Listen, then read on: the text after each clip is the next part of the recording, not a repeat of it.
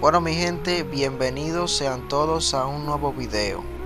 Estaré realizando, como ya lo saben, un pequeño curso con la aplicación KineMaster para las personas que están iniciando en el mundo de YouTube y no tengan a su alcance lo que es una PC o una computadora. Así que en este video de hoy estaremos realizando el efecto borroso en KineMaster.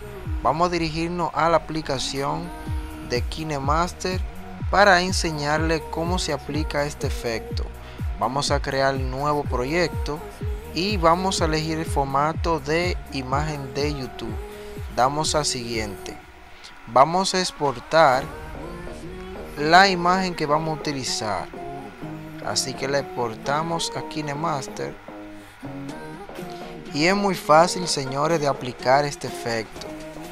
Por ejemplo, nos vamos a donde está capas y buscamos efecto. En efecto vamos abajo en efectos básicos y aquí pueden ver que está el gaussiano y mosaico. Elegimos cualquiera de los dos y aquí vamos a hacer lo siguiente. Vamos a mover aquí uno puede hacer el tamaño que uno quiera, le puede dar. Y la parte que vamos a censurar en el KineMaster, aquí se me quitó, quiere decir que aquí podemos darle atrás o podemos borrar para volver a buscar lo que es el efecto. Vamos a suponer que yo quiero censurar aquí donde dice cuenta.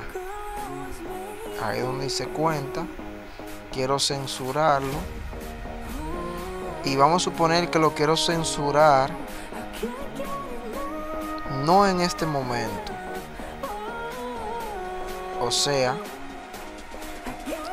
aquí no está censurado, pero cuando ya llegue el segundo 2, ahí va a estar censurado. Este efecto lo podemos mover dejándolo presionado, lo podemos mover para donde nosotros queramos.